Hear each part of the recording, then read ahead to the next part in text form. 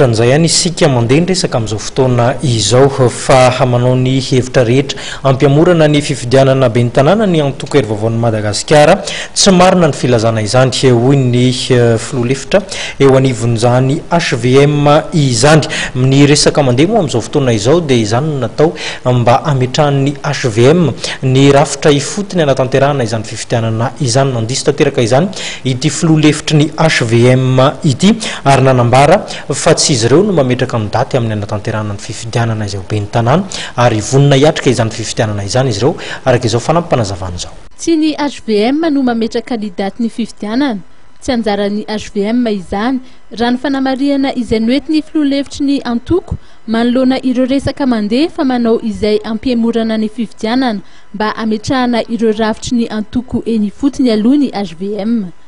Nosoritany fa rehefa voafaritra ny daty ny fifidianana dia vonona foana ny HVM hiatrika izany. Tsy fanomanana ny kominaly akory ny hetsika izay natao androany raha ny fanamariana izay noentiny.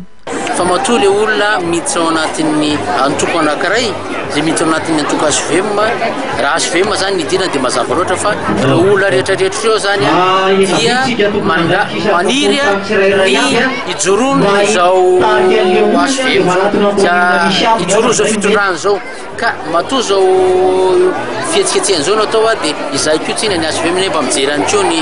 mahasoa ny olona. No amafisiny hatrany moa fa vonona ny hiatrika ny fifidianana izay hoatrehana ny HVM.